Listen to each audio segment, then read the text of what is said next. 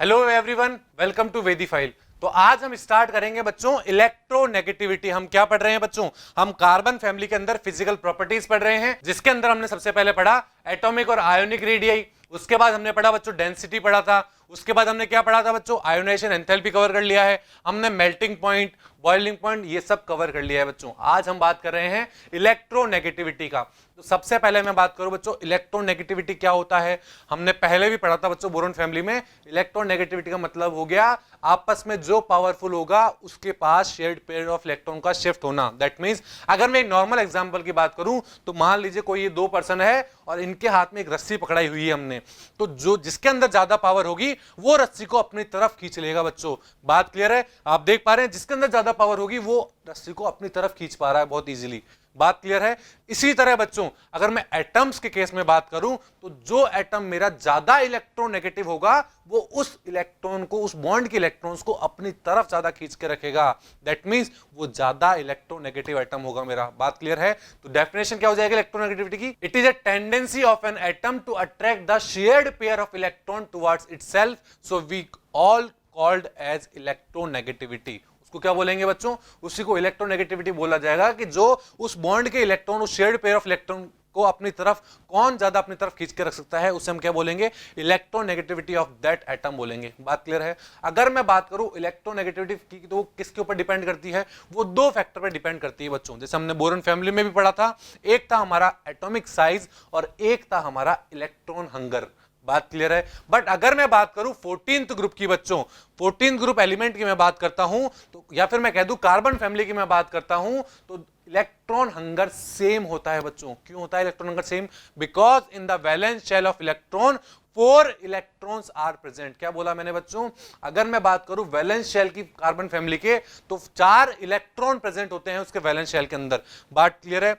But their size is not same. But हम जानते हैं बच्चों ऊपर से नीचे आने पर साइज तो इंक्रीज होती है, उनकी साइज सेम नहीं है बट इलेक्ट्रॉन हंगर सेम है।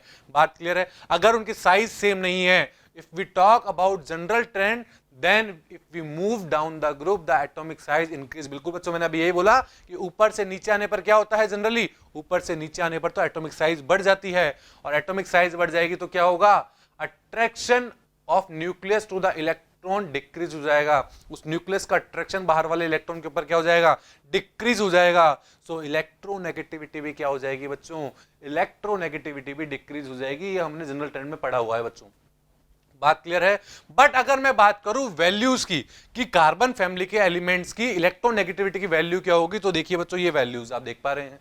तो इसमें आप क्या देख पा रहे हैं बच्चों? देखिए here you see that on moving carbon to silicon, जब मैं कार्बन से सिलिकॉन की तरफ मूव कर रहा हूं तो मेरी इलेक्ट्रोनेगेटिविटी डिक्रीज हुई है बच्चों। बात क्लियर है? But after silicon electronegativity is remains same even in the lead. क्या बोला? जब सिलिकॉन के आगे की तरफ मैं मूव किया, सिलिकॉन के नीचे की तरफ जब मैं मूव किया तो आपने क्या देखा बच्चों? आपने ये देखा कि मेरी इलेक्ट्रोनेगेटिविटी ऑलमोस्ट सेम है। बट जैसे ही मैं लेड पे पहुंचा तो वहां पर इलेक्ट्रोनेगेटिविटी बढ़ और गई मेरी बच्चों। ऐसा क्यों हुआ? ऐसा क्यों हुआ बच्चों कि बीच में तो इलेक्ट्रोनेगेटिविटी सेम है, जो कि डिक्रीज होनी चाहिए थी वो डिक्रीज नहीं हुई, और आगे जाने पर इंक्रीज और हो गई है। ऐसा क्यों हुआ बच्चों? ये एक्सेप्शन आ गया है यहां पर। फिर इसका रीजन क्या होगा बच्चों?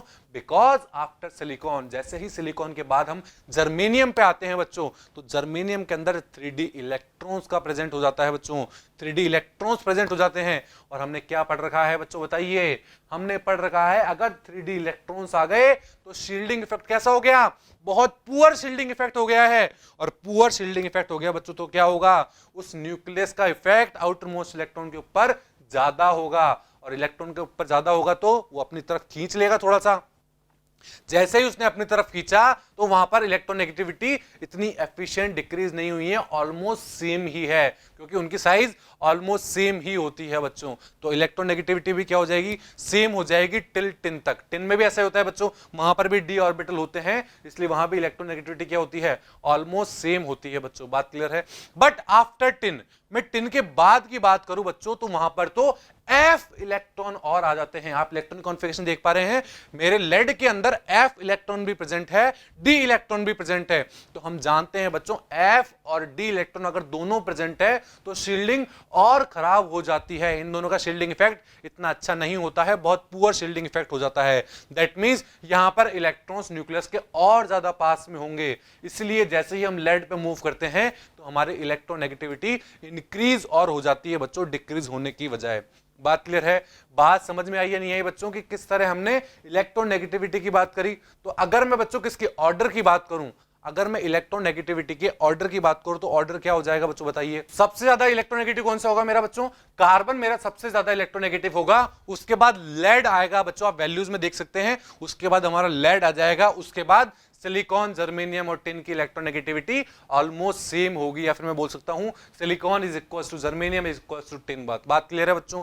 बात समझ में कैसे मैंने ये ऑर्डर लिखा और किस वजह से लेड की इलेक्ट्रोनेगेटिव बढ़ी है, मैंने आपको वो भी एक्सप्लेन कर दिया है। सो आई होप आप सबको ये इलेक्ट्रोनेगेटिविटी कॉन्सेप्ट समझ में आया होगा।